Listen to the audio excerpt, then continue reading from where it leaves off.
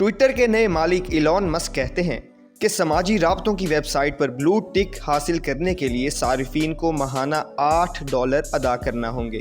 44 ارب dollar کے عوض Twitter خریدنے اور کمپنی میں اعلیٰ عہدوں پر بڑے پیمانے پر تبدیلیاں کرنے کے بعد ایلون مسک نے کہا کہ تصدیق شدہ صارف کا عندیہ دینے والے بلو ٹک کے عوض پیسے وصول کرنے سے جعلی اور پریشان کن مواد کو شکست دی جا سکتی ہے۔ ٹویٹر پر بلو ٹک کسی صارف کے نام کے ساتھ لگا ہوتا ہے اور یہ عموماً معروف شخصیات یا مصدقہ اکاؤنٹس کو مفت میں دیا جاتا ہے اور اس کے حصول کا طریقہ کار بھی موجود ہے۔ تاہم ناقدین کا کہنا ہے کہ مسک کے اس فیصلے سے مصدقہ ذرائع کی جانچ مزید مشکل ہو سکتی ہے۔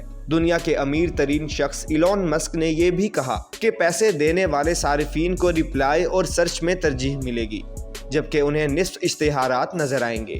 قوت اب لوگوں کے ہاتھ میں، $8 ماہانہ بلو ٹک کے لیے۔ انہوں نے بلو ٹک کے موجودہ طریقہ کار کو آقا اور غلام کا نظام قرار دیا۔ ایلون مسک نے کہا ہے کہ مختلف ممالک میں قوت خرید کے فرق کے مطابق $8 فی ماہ کی رقم کو کم یا زیادہ کیا جائے گا۔ ایلون مسک کے اعلان سے قبل یہ اطلاعات سامنے آئی تھی کہ ٹویٹر اب ویریفائڈ صارفین کو بلو ٹک دینے کے لیے $20 ماہانہ وصول کرے گا۔ اس بارے میں ان کی آراء اور تبصروں کے متعلق ہم آگے چل کر آپ کو بتاتے ہیں، مگر جس بلو ٹک کی فیس پر اتنا شور مچا ہوا ہے، آخر وہ ہے کیا اور اس کی اہمیت کیا ہے؟ ٹویٹر کا بلو ٹک کیا ہے؟ ٹویٹر پر آپ نے اکثر ملکی سربراہان، سیاستدانوں، شعبی شخصیات، مصنفوں، صحافیوں اور دیگر شعبوں میں اعلیٰ سطح پر کام کرنے والے افراد کے ٹویٹر اکاؤنٹ میں ان کے نام کے آگے ایک بلو ٹک کا نشان دیکھا ہوگا۔ اس بلو ٹک کے حامل اکاؤنٹس کو ٹویٹر کی جانب سے تصدیق شدہ اکاؤنٹس قرار دیا جاتا ہے، یعنی ان افراد نے اپنے پیشے رتبے سے متعلق جو دیگر تفصیلات فراہم کی ہیں وہ درست ہیں۔ ٹویٹر پر بلو ٹک کے حامل اکاؤنٹس کو معتبر اور درست سمجھا جاتا ہے۔ بلو ٹک کی اہمیت۔ ٹویٹر کے بلو ٹک کی اہمیت کا اندازہ اس سے لگایا جا سکتا ہے کہ اگر کسی دفتر میں آپ کے کسی ساتھی یا دوست کا ٹویٹر اکاؤنٹ بلو ٹک ہو جائے تو فوراً اس سے کھانا کھلانے یا پارٹی دینے کی فرمائش کر دی جاتی ہے۔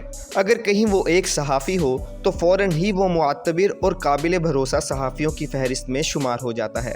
بعض اوقات تو بلو ٹک ملتے ہی آپ کے فالوورز میں بھی ایک دم سے اضافہ ہونا شروع ہو جاتا ہے۔ ٹویٹر کی جانب سے بلو ٹک اس وقت مفت دیا جاتا تھا اور اس کے حامل اکاؤنٹس کو مستند سمجھا جاتا ہے، مگر یہ صرف آپ کے کوائف کی تصدیق سے حاصل نہیں ہوتا، بلکہ ٹویٹر کا الگوریتھم آپ کی جانب سے کی گئی ٹویٹس کے مواد، شیئر کی جانے والی مصدقہ معلومات، مذہبی و سیاسی خیالات اور دیگر چیزوں کی جانچ کرنے کے ساتھ ساتھ آپ کے فالوورز کی تعداد پر آپ کو بلو ٹک دینے کا فیصلہ کرتا ہے۔ اس لیے تمام سرکاری ٹویٹر اکاؤنٹس، سربراہان مملکت کے اکاؤنٹس، سماجی و شعبی شخصیات، ملک و غیر ملکی معروف صحافی و صحافتی اداروں کے بیشتر اکاؤنٹس بلو ٹک کے حامل ہوتے ہیں۔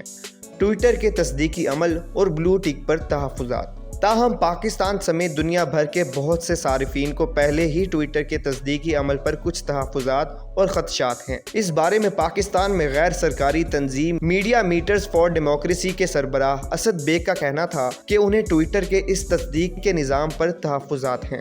جن معلومات کی بنا پر میں نے ٹویٹر اکاؤنٹ کے لیے بلو ٹک حاصل کیا، انہی معلومات پر میری اہلیہ جو میرے ادارے کی ڈائریکٹر بھی ہیں، وہ بھی ایک عرصے سے کوشش کر رہی ہیں، لیکن ان کو اب تک بلو ٹک نہیں دیا گیا۔ ان کا کہنا تھا کہ پاکستان کی موجودہ معاشی صورتحال میں $20 ماہانہ ایک اچھی خاصی رقم ہے، اور اگر پہلے بھی میرا کام اس کے بغیر چل رہا تھا اور مجھے کوئی فرق نہیں پڑتا تھا تو اب میں کیوں اس کے لیے ادائیگی کروں۔